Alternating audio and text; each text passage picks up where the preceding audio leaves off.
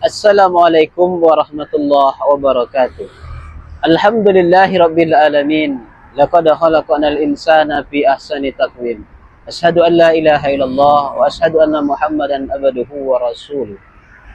Tidak ada kata yang dapat membalas detak jantung, tetesan aliran darah mengalir, napas yang kita hirup, langkah kaki, ayunan tangan, melainkan ungkapan dan ucapan Alhamdulillahi rabbil alamin.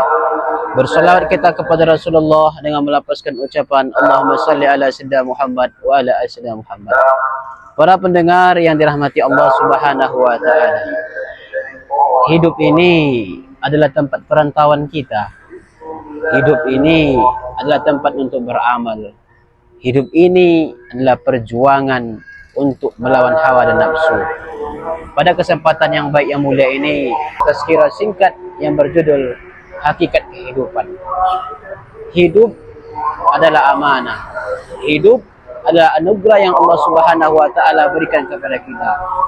Setidaknya ada beberapa hal yang mesti kita lakukan. Kita selami kehidupan.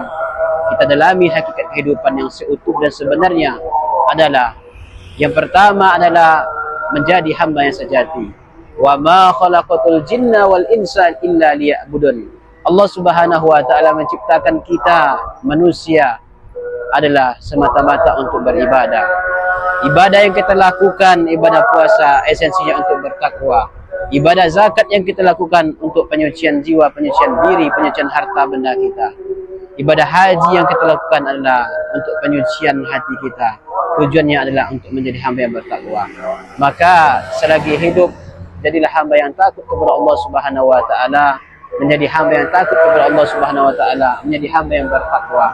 Hakikat hidup yang pertama adalah hidup mesti beribadah.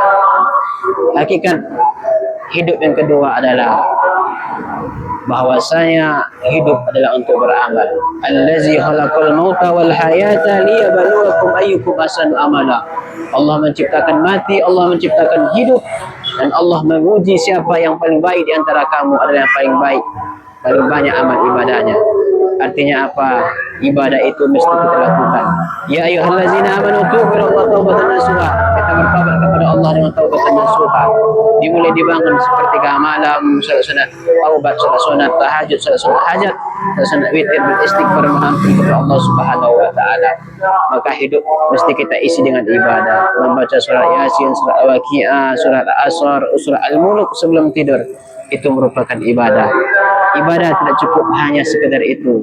Seorang suami mencari nafkah yang halal untuk anaknya, itu adalah bernilai ibadah. Memberikan rezeki yang halal untuk istrinya juga merupakan ibadah. Maka yang kedua mesti kita lakukan adalah ibadah penting, beramal baik juga penting. Hakikat hidup yang ketiga adalah bahwasanya manusia yang paling baik yang dikatakan oleh Rasulullah SAW, khairun nas anfa'uhum nas. Jadilah manusia yang paling baik, manusia yang paling banyak bermanfaatnya. Menolong orang miskin, fakir miskin yang butuh bantuan, tolonglah. Menolong agama Allah Subhanahu wa taala, pembantuan masjid, tolonglah. Menolong anak yatim, fakir miskin, tolonglah. Menolong agama Allah Subhanahu wa taala, MDTM membutuhkan, tolonglah. Selagi hidup, dalamilah kehidupan sebenarnya. Hidup kita tujuannya adalah untuk beribadah, beramal, dan menjadi manusia yang bermanfaat untuk generasi Islam berikutnya. Renungkanlah hati, jadikanlah wasilah dalam kehidupan kita.